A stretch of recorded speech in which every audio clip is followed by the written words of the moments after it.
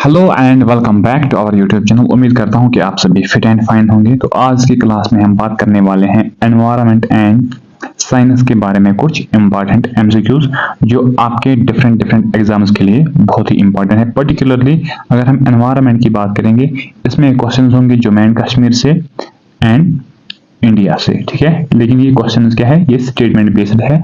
That means कि जो जेके SSB आजकल पैटर्न फॉलो कर रहा है, तो उसी पैटर्न को हम यहाँ पे क्या अकॉर्डिंगली उसके हिसाब से हम यहाँ पे क्वेश्चन आप लोगों के साथ शेयर कर रहे हैं, ठीक है। और जितने भी चीजें हैं आप वीडियो में देखोगे कि कितनी चीजों की इंफॉर्मेशन आपको देखने को मिलेगी। तो let's start and come to the first question. देखो जो पहला क्वेश्चन है, that is about the Ramsar sites या Ramsar wetlands of Jammu and Kashmir. देखो फर्स्ट थिंग मैं पहले आपको कुछ चीजें बताऊंगा, देन हम क्वेश्चन पे आएंगे। देखो अगर हम बात करेंगे जम्मू एंड कश्मीर की, तो जम्मू एंड कश्मीर में 5 रामसर साइट्स है। फिर हम देखेंगे क्वेश्चन क्या कहता है, ठीक है। उनमें से है वुलर, वुलर है, और कौन सा है, होकेरसर, होकेरसर है, सुरिनसर मानसर है, सुरिनसर एंड मानसर है, और कौन है, हाइगम है एंड शालबुग है। ये आपको याद रखने हैं क्योंकि ये जम्मू एंड कश्मीर के साथ लिंक है। वुलर जो कहां पे है, बांडीपोरा में। इसको कब डिक्लेयर किया गया था रामसर साइट, 1990 में। ये चीजें आप याद रखो। देन नेक्स्ट इज होकेरा, इसको 2005 में डिक्लेयर किया गया था रामसर साइट, और ये लोकेटेड है श्रीनगर डिस्ट्रिक्ट में। और इसको हम क्वीन ऑफ वेटलैंड्स भी कहते हैं। ये क्वेश्चन आया था, क्वीन ऑफ वेटलैंड्स भी इसको हम कहते हैं, ठीक है। Then next is Surinsar and Mansar, इनको कब डिक्लेयर किया गया था, 2005 में, सेम, ठीक है, राइट। देन नेक्स्ट इज हाइगम, ये कहां पे है, बारामूला में। ये कहां पे है, हमें देखने को मिलता है बारामूला में, and it was declared in 2002। And Shallabugh is located in Ganderbal, और इसको कब डिक्लेयर किया गया था, same as Haigam, that is 2002, ठीक है। अब आते हैं क्वेश्चन पे। क्वेश्चन क्या कह रहा है, देखो Wular lake and Hokersar are designated wetlands in the valley. तो सही है, इनको वेटलैंड डिक्लेयर किया गया है। तो मैंने आपके साथ ये डेट्स शेयर करे हैं, इनको आप देख लेना, ठीक है। Next is Surinsar Mansar lakes are composite twins located in Jammu region. और सुरिनसर मानसर ये जम्मू रीजन के दो ऐसे साइट्स हैं जो क्या है, रामसर साइट्स है। ये स्टेटमेंट भी सही है। Shallabugh and Haigam are recent additions to the list as compare to, अगर हम देखेंगे जो शालबुग एंड हाइगम है, इनको रिसेंटली क्या ऐड किया है इस लिस्ट में। अब यहाँ पे क्वेश्चन है कि वर्ल्ड वेटलैंड डे, जेके एसएसबी इस तरह भी क्वेश्चन पूछता है, वर्ल्ड वेटलैंड डे कब मनाया जाता है, डेट्स इन द किस फरवरी में, 2 फरवरी में। 2 फरवरी is celebrated as the world wetland day. समझ आया, चलते हैं आगे। दैट मींस आंसर क्या होगा, option number D, 1, 2 and 3 options all are the correct, ठीक है, राइट। चलते हैं आगे, आजा नेक्स्ट पे। Next is about the endangered Kashmiri stag. Kashmiri stag that is the hangul. Hangul के बारे में हमारे पास कुछ स्टेटमेंट्स है। हमें क्या करना है, हमें पहले स्टेटमेंट्स देखना है, उनको आंसर करेंगे, फिर हम एडिशनल चीजें इसमें देखेंगे, ठीक है। फर्स्ट स्टेटमेंट क्या है, it is the official state animal of Jammu and Kashmir. State animal बोलो या UT animal of Jammu and Kashmir, तो ये स्टेटमेंट सही है। It is classified as critically endangered on the IUCN red list. देखो ये जो हांगुल है, इसको डिक्लेयर किया गया है क्या, एंडेंजर्ड एनिमल या एंडेंजर्ड स्पीशी। एंडेंजर्ड स्पीशी का मतलब क्या है, जिस स्पीशी को क्या हाई रिस्क ऑफ एक्सटेंशन होगा, high risk of extension, that means उसका खत्म बहुत नजदीक है, वो बहुत जल्दी एक्सटिंक्ट हो जाएगा इस यूनिवर्स से, ठीक है। तो उसी एनिमल को हम क्या, क्रिटिकली एंडेंजर्ड कहते हैं, ठीक है, राइट। ये स्टेटमेंट भी क्या है, सही स्टेटमेंट है। Then next is it is remaining wild population is restricted to Dachigam national park and surrounding zone. देखो मेजरली अगर हम आज बात करेंगे, ये जो हांगुल है मेजरली हमें ये देखने को मिलता है दाचिगाम नेशनल पार्क में, ठीक है। और Dachigam national park is famous for this particular animal species, ठीक है। दैट मींस ये स्टेटमेंट भी हमारा सही है। अब यहाँ पे गवर्नमेंट की तरफ से इंटरनेशनल लेवल पे बहुत सारे इनिशिएटिव्स स्टार्ट किए गए थे to protect this very particular species. तो अगर हम देखेंगे प्रोजेक्ट हांग लॉन्च किया गया था, प्रोजेक्ट हांग लॉन्च किया गया था कब किया गया था बताओ? 1970 में। किया था किसने स्टार्ट? J&K गवर्नमेंट ने, लेकिन उसको हेल्प की थी इंटरनेशनल क्या जो हमारी संस्थाएं हैं, इंटरनेशनल जो हमारी क्या है इस वाइल्ड लाइफ के साथ कंसर्नड अथॉरिटीज है, तो उन्होंने उसमें उनको हेल्प की थी। The first was world wild life fund, WWF, world wild life fund, इन्होंने सपोर्ट किया था। International unified conservation of nature, IUCN ने भी इस चीज में हमें हेल्प की थी, ठीक है। लेकिन लेटर ऑन अगर हम देखेंगे 2009 में इस प्रोजेक्ट हांगल को रीनेम किया गया था सेव कश्मीर रेड डियर हांगल। ये इंपॉर्टेंट है, सेव कश्मीर रेड डियर हांगल। ये चीजें आपको याद रखने हैं, ठीक है, राइट। चलते हैं आगे, आ जाओ नेक्स्ट पे। देखो ये जो क्वेश्चन है ना, ये बहुत इंपॉर्टेंट क्वेश्चन है, और ये एक ऐसा क्वेश्चन है कि इससे बहुत सारी चीजें आपको मालूम हो जाएंगी, ठीक है। तो फर्स्ट देखो क्वेश्चन क्या है, ओशन एसिडिफिकेशन इंपैक्ट। पहले हमें पता होना कि ओशन एसिडिफिकेशन क्या है, किस चीज का नाम है ओशन एसिडिफिकेशन। दैट मीन्स कि ओशन एसिडिफिकेशन ये एक प्रोसेस है, जिस प्रोसेस से क्या होता है कि जो हमारे ओशन वाटर है, सी वाटर है, क्या वो एसिडिक बन जाता है। लेकिन वो ऐसे ही नहीं बन जाता है। देखो क्या होता है कि पहले आप मेरी बातों को समझो, फिर हम क्वेश्चन पे आएंगे। देखो अगर हम देखेंगे ये जो ओशन हमारे हैं, ये एक्ट करते हैं एज कार्बन सिंक। यहाँ पे कार्बन सिंक, दैट मीन्स कि इसका मतलब क्या है कि ये जो हमारे ओशंस है, ये कार्बन डाइऑक्साइड को क्या एब्जॉर्ब करते हैं। ये कार्बन डाइऑक्साइड को एब्जॉर्ब करते हैं जो हमारे क्या एटमॉस्फेयर में प्रेजेंट होता है, ठीक है, राइट। यहां तक समझ आया। इसके बाद क्या हो जाता है, ये जो हमारा यहाँ कार्बन डाइऑक्साइड होता है, ये क्या होता है, ये डिजोल्व हो जाता है सी वाटर के साथ।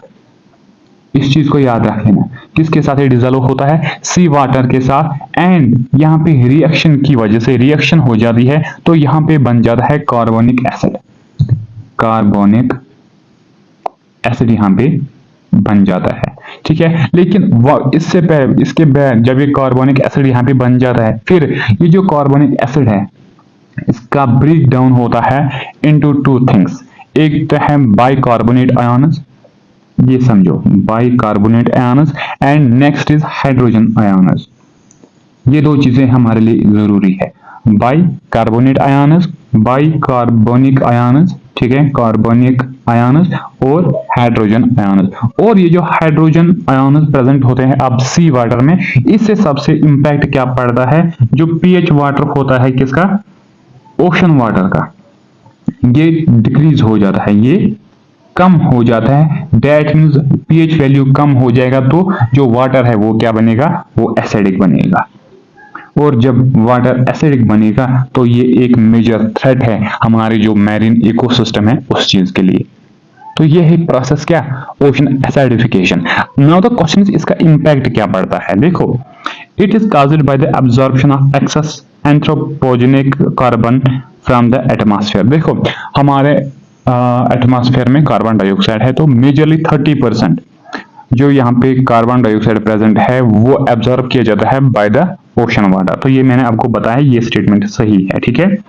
Next is the process elevates the concentration of hydrogen ions driving down the water pH. देखो जब यहाँ पे मैंने आप लोगों के साथ जब बायोकार्बोनिक आयन्स एंड हाइड्रोजन आयन्स जब ये वाटर में होते हैं, फिर क्या होता है, डिक्रीज हो जाता है क्या वाटर का पीएच, दैट मींस ये एसिडिक बन जाता है। ये स्टेटमेंट भी सही है। Next is it increases the structural calcification rates of the coral. देखो क्या होता है, अब ये जो यहाँ पे हमारे समंदर में क्रिएचर्स रहते हैं, मेजरली यहाँ पे बहुत सारे क्रिएचर्स रहते हैं, और वो बिल्ड कर रहे हैं अपने रहने के लिए, शेल्स बना रहे हैं, स्केलेटन्स बनाते हैं। लेकिन ये स्केलेटन्स वगैरह, ये शेल्स वगैरह बनी हुई होती है कैल्शियम कार्बोनेट से, कैल्शियम कार्बोनेट की बने हुए होते हैं ये। लेकिन जब अब सी वाटर मेजरली क्या है, मोर एसिडिक है, इससे क्या हो जाएगा, जो वहां पे हाइड्रोजन आयन्स है ये बॉन्ड बनाते हैं कैल्शियम कार्बोनेट के साथ। तो जब इन्होंने कैल्शियम कार्बोनेट के साथ बॉन्ड बनाया तो फिर अब ये जो यहाँ पे क्रीचर्स है, जो यहाँ पे स्पीशीज है, तो उनके लिए कैल्शियम कार्बोनेट कम रहेगा या ज्यादा रहेगा, उनके लिए बहुत कम रहेगा। डेट मीन्स वो अपने लिए जो डेवलिंग प्लेस वहां पे नहीं बनाएंगे, वो डेट रिजल्टेड कि जो यहाँ पे मैरीन स्पीशीज है उस पर क्या सबसे ज्यादा बुरा असर पड़ने वाला है। डेट मीन्स इंक्रीज नहीं होता है, स्ट्रक्चरल कैल्सिफिकेशन रेट इंक्रीज नहीं होती है बल्कि ये डिक्रीज होती है, ये इफेक्ट कर देती है इस चीज को। डेट मीन्स ये स्टेटमेंट क्या है, ये गलत स्टेटमेंट है। Answer will be the option number 1, that is 1 and 2। ठीक है, समझ आया? राइट, इस चीज को दोबारा आप समझने की कोशिश करो। ठीक है, चलते हैं आगे, आ जाओ नेक्स्ट पे। Next is about the biosphere reserves of India. देखो, बायोस्फीयर रिजर्व्स की अगर हम बात करेंगे, इंडिया में टोटल कितने हैं, 18 बायोस्फीयर रिजर्व्स। ये जो बायोस्फीयर रिजर्व्स में पर्टिकुलरली ये वो एरियाज होते हैं जिनको कंजर्वेशन के लिए यूज किया जाता है, जो यहाँ पे प्लांट स्पीशीज होंगे, एनिमल स्पीशीज होंगे, उन चीजों के लिए। ठीक है, राइट। लेकिन इन 18 में से 13 ऐसे बायोस्फीयर्स हैं जिनको मिला है status MAB, man and biosphere reserves by UNESCO. ठीक है, राइट, 13 है। और अगर हम लेटेस्ट वन की बात करेंगे, that is the cold desert. Cold desert जो कहां पे है, हिमाचल प्रदेश में। ठीक है, राइट। अब ये जो बायोस्फीयर है यहां पे समझो, ये सपोज करो कि ये हमारा बायोस्फीयर है, इसे क्वेश्चन का आंसर भी आपको निकलेगा। ठीक है, आपको बहुत सारी चीजें यहां पे देखने को मिलेगा। देखो, ये हमारा क्या बायोस्फीयर है, इसके 3 रीजन्स है, इसके 3 रीजन्स है। ये जो सेंट्रल वाला है ना, लेट मी एक सेकंड, ये जो सेंट्रल वाला है, दिस वन, ये वाला, नेक्स्ट इज दिस वन, ये वाला, आप यहां पे समझ लेना। ठीक है, इससे बहुत सारी चीजें आपको क्लियर हो जाएंगी। जस्ट एक second, give me a second. Suppose करो कि ये हमारा क्या है, ये हमारा बायोस्फीयर रीजन है। ठीक है, और इसके कितने हैं, इसके 3 हिस्से हैं। 3 हिस्से, जो ये मिडिल वाला है, गिव मी अ सेकंड, क्या हुआ, ये जो मिडिल वाला है, ये वाला सेक्शन, देन नेक्स्ट इज ये वाला सेक्शन। याद रखो, ये इसे याद रहेगा, इसे आपको अच्छे से याद रहेगा, ये वाला सेक्शन, देन नेक्स्ट इज ये वाला section.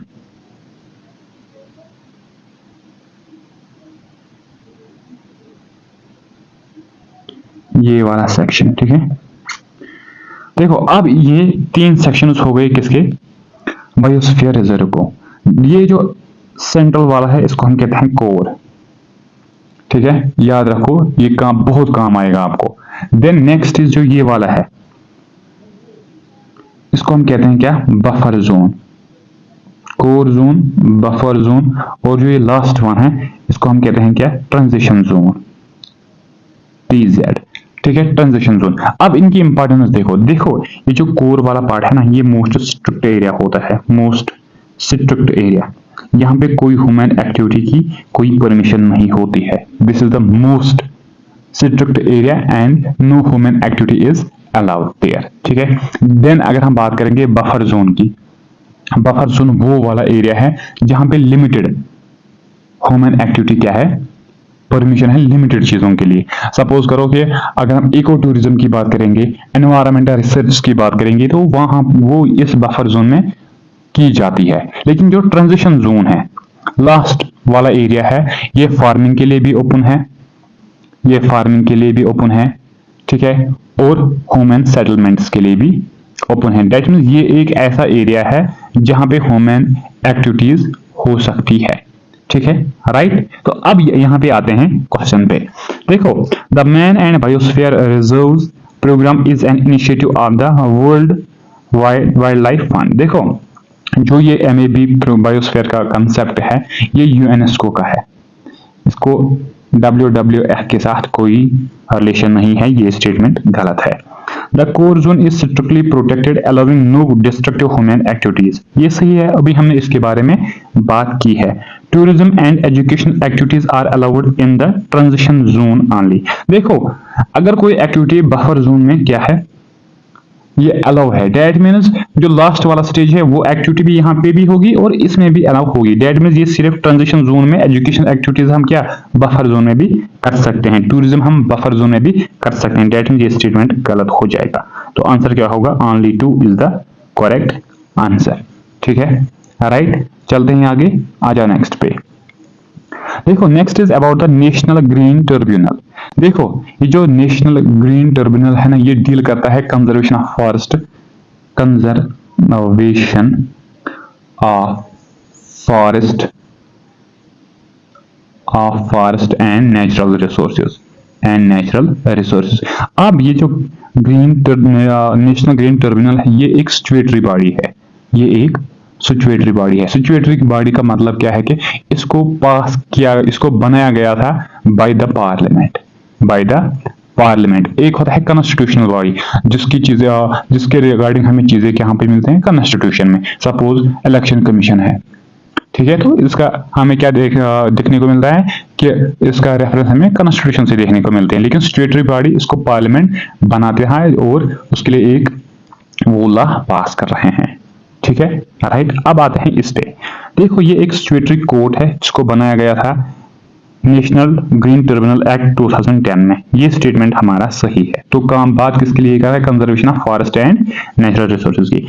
It is bounded by strict procedures of the code of civil procedure 1908। देखो ये ऑर्गेनाइजेशन है या स्टैट्यूटरी कोड है, ये इसको ट्रेडिशनल सिविल कोड्स के साथ कुछ भी नहीं है। ये स्टेटमेंट बिल्कुल गलत है। इसको अपना एक क्या फ्रेमवर्क है, ये उसी हिसाब से काम कर रहा है। ठीक है, it is mandated to resolve cases within 6 months of filing. Suppose करो कि कोई बंदा है, उसने कोई केस फिल किया है, लेकिन मेनली वो डील कर रहा है फॉरेस्ट या नेचुरल रिसोर्सेज इनकी चीजों में, तो इस केस को खत्म करने के लिए, फाइनलाइज करने के लिए 6 मंथ्स लगेंगे। इंडिया में आप देख रहे हो कि सुप्रीम कोर्ट में कितने कितने लंबे लंबे केस चल रहे हैं, लेकिन ये यहाँ पे फास्ट ट्रैक पे काम कर रहा है, फास्ट ट्रैक। लेकिन डील कर रहा है किसके साथ, कंजर्वेशन। अगर इसके लीडिंग कोई केस होगा तो इसमें जल्दी काम हो जाएगा। अराउंड इसके 20 मेंबर्स होते हैं और इसका जो हेड होता है ना, वो या तो रिटायर्ड CGI वो होना चाहिए, चीफ जस्टिस ऑफ इंडिया, लेकिन रिटायर्ड होना चाहिए। ठीक है, राइट।